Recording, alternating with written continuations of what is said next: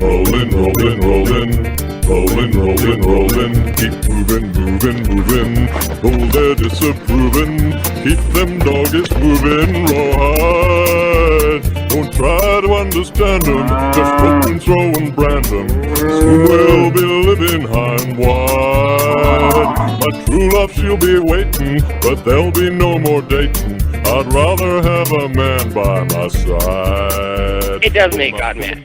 Whether you like to admit it or not, it does make God mad. Go read 1 Corinthians chapter 6, verse 14, I believe it is, around there. Homosexuals shall not inherit the kingdom of heaven. It says it clearly. Apostle Paul in Romans, I believe it is. Man shall not lie with man. What is so hard? Some ointment can be soothing, rawhide. You're a mighty handsome fellow, just bite down on that pillow. The engagement is only a disguise. Boy, my heart's calculating, my true love will be waiting. That gal is in for one big surprise. To the homosexual Christian, you can't be a homosexual and a Christian at the same time, because first of all, homosexuality is unnatural. We all know that. Homosexuality is unnatural. It's not natural, okay? Especially what the guys are doing, man. It's just not natural, right? Two forms of copulation between botos. So we don't have to debate about what we should think about homosexual activity. It's written in the Bible. I think I know what you did last night.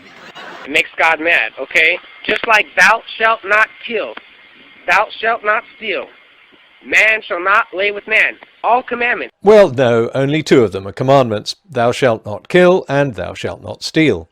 Man shall not lay with man is not a commandment. According to the Bible, it's an abomination. Just like having haughty eyes, spreading strife among brothers, practicing pagan customs, idolatry, seeing a menstruating woman naked, and eating shellfish. True, the Bible does tell you to kill homosexuals, but it also tells you to kill adulterous women, non-believers, blasphemers, and disobedient children, and fundamentalists neither kill nor demonize them in the same way they now demonize homosexuals. But of course, fundamentalists know all this. It's been pointed out to them every time this subject comes up. As with all biblical passages, Christians pick and choose which ones they want to accept.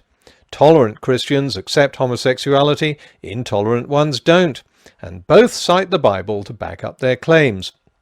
So the problem isn't biblical, it has something to do with the deep-seated revulsion many people feel towards homosexual practices. Religion simply elevates these private prejudices to the status of divine diktat. But of course, this kind of religious condemnation only works if the abomination in question can be shown to be freely chosen. Now, I will of course be looking at the science in this video, but from a personal point of view, the idea that homosexuality is some kind of a choice is very easy for me to dismiss for a very simple reason. Guys just don't do it for me. That's nothing to boast about, that's just the way it is. Now, before I get lots of comments, this has nothing to do with homophobia. I just can't help being turned off by it. I can't even stand to watch two guys kissing on screen. Seriously, I have to look away. But before you start getting judgmental, I also wouldn't want to watch my parents engaging in a passionate kiss either. It doesn't mean I'm against whatever my parents want to do in the privacy of their own home. If you want to suggest I'm trying to hide homosexual tendencies, hey, that doesn't bother me. I don't see being gay as either derogatory or demeaning. You might very well be right, I'm just telling you what I feel, and I think a lot of men feel the same way. The difference is that, like most rational men, I use my intelligence and moral code to get over those feelings and accept gay people as friends and equals, while others can't get over those feelings and resort to gay bashing and discrimination. If heterosexual men like me walked into a bedroom and saw a naked and beckoning man in one bed and a naked and beckoning woman in another, there's simply no choice to make. Now, many fundamentalists may find this revulsion towards sex with another man hard to understand, but believe me, it's not something I can turn off, which means it's clearly something inherent, something natural. At the other end of the scale, most gay men I know say they have absolutely no interest in snagging the woman in the bed, they'd head straight for the guy. So once again, it seems to be not a matter of free choice, it's a natural disposition. If fundamentalists don't understand either of these positions and think it's simply a matter of free choice, a toss-up between the man and the woman, then it's probably because they belong to a third group called bisexuals.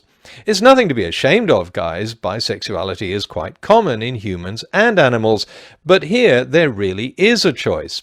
And that's why fundamentalists can make statements like this. There are a lot of people that get it, try it, and get out of it and say, no, it's not for me. No, sorry, I don't need to have a 6-inch dick up my arse to know it's not for me.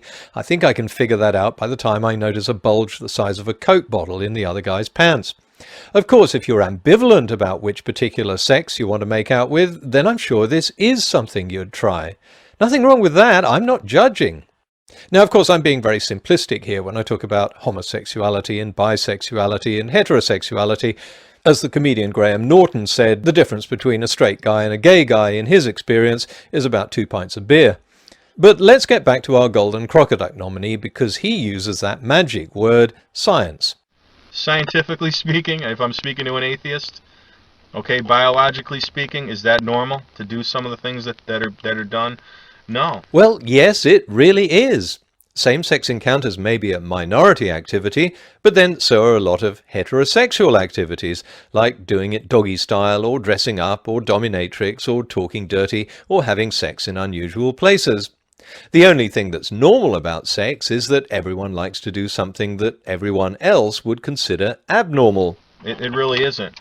And again, you can't procreate yourselves, can you? Well, of course, men having anal sex won't lead to babies, but neither does fellatio or mutual masturbation among heterosexuals, and a host of other activities that are quite normal in the heterosexual bedroom. So now MT Without Jesus will try to argue that it's an obstacle to evolution, and after that I'll show he's talking bunk. This is just too easy. The homosexual, this disproves evolution right here in a nutshell. Because according to evolutionists and Darwinians, that gene would be considered a weak gene, okay, in survival of the fittest. So you know how long it would take for the homosexuals to be wiped off the face of the earth forever, to be extinct? 1 generation. Well, we've had more than 1 generation since Noah's Ark, and homosexual animals are still around. And the only place they could have got their genes was from the animals Noah took onto the Ark. So bang goes that theory. It's not inherited, okay? I'm not a professional at this, okay, but I know enough about it to know that it's not inherited. I've got articles and I've spoken to people who have been delivered from homosexual lifestyle. Right. You know enough about this because you've read some Christian magazines and talked to a few people who tell you they've been cured of homosexuality. Sadly, that doesn't make you any kind of an expert on anything. Speaking scientifically, this is anecdotal evidence based on a tiny sample size. What you obviously haven't bothered to do is read any of the real research based on much larger sample sizes and written up objectively in peer-reviewed journals. So let me do that for you. This study looked at 3,826 pairs of twins, which is a good way of determining genetic influence. The study found that genetics accounts for around 37% of instances of male homosexuality, and other individual-specific environmental factors account for around 63%. These environmental factors don't include upbringing, societal influences, and other postnatal factors, because they're largely the same for both twins. But they do include chemical or hormonal influences during embryonic development, known as neurohormonal or neuroendocrinal factors. And that finding is consistent with other research studies. There are too many to go through, but in totality, researchers conclude that there are many reasons for homosexuality, neurohormonal, neuroendocrinal, and genetic, and in most cases homosexuality is something you're born with, not something you choose. Other studies have found that homosexuality may be familial, in other words, it runs in families, and for male homosexuality, it's moderately heritable. So it's quite clear from studies of both humans and animals that homosexuality is innate, natural, and even normal in most mammals.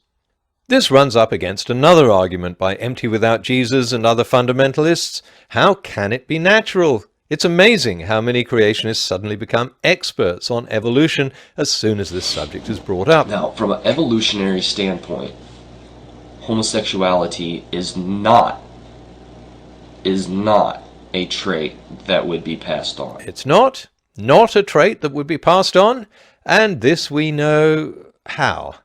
Are you an expert on a process that you don't even think happens? Have you studied the research and read research papers that explain it? Or are you just talking out of an orifice strangely appropriate for the subject under discussion? No surprises for guessing that Golden Gun 85's just making this up as he goes along. So if you don't believe it's a choice, if you believe that it is a trait or something genetic, I want you to explain to me why evolution, natural selection, would pass this trait on. Well, I'll gladly do that, since it's clear you can't figure this out for yourself, and you're unwilling to read, and you've made up your mind before even asking the question. Now, Shut up and listen. In nature, we often get genes that are linked to both beneficial and deleterious traits. So, for example, the gene that protects against malaria is the same gene that causes sickle cell anemia. It's passed on because the benefits outweigh the disadvantages. To put it in scientific terms, as is done in this research paper, while genes predisposing to homosexuality reduce homosexuals' reproductive success, they may confer some advantage in heterosexuals who carry them. So if there was a gene that gave the instruction, shag everything that moves, then it might have an advantage over a more fussy gene that says, make sure you found a female before you risk losing any of your sperm. It's easy to see why the shag everything that moves gene would be passed on, because in young males, sperm is not exactly in short supply. In this study on twins, Zeech and his colleagues found that when one twin was homosexual, the heterosexual twin tended to be more promiscuous. Take the example of bonobos, for whom sex is a form of social interaction. Animals that didn't have a gene for homosexual behavior would soon be excluded from the social mix, and that gene would not be favored. Of course, every now and again, the shag everything that moves gene might produce an animal that's exclusively homosexual, but the gene wouldn't die out because of it, just as our species is in no danger of dying out despite a healthy proportion of gays. The research by Zeech et al. Also suggests that having a tendency towards female characteristics has some genetic advantage for men and vice versa for women. So again, this gene wouldn't die out even if it did occasionally lead to exclusively homosexual characteristics. But I just want to ask you, why would natural selection pass this on? I already explained why. Now can we move on? So instead of innate homosexuality being an argument against evolution, it's much more of an argument against an intelligent designer who won't let gays into the kingdom of heaven. After all, he designed them that way. I know, it's not you who wants to exclude homosexuals, you're just following orders from God. And the wonderful thing about religion is that you can be as intolerant and inhumane as you like, as long as you blame your actions on instructions from a deity. Once you surrender your conscience to the will of a religious order, anything is possible. Back again? Why?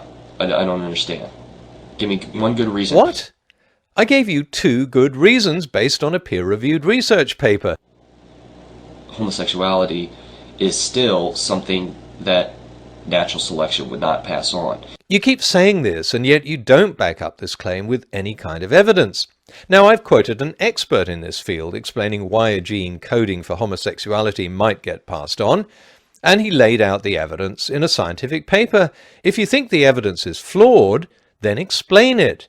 Just don't keep repeating that it can't happen like some snot-nosed kid with his cap on sideways. Whatever the reason for homosexuality might be, environmental or genetic, or a combination of both, it doesn't make it any more unusual, strange, or abhorrent than red hair, earlobes, or freckles.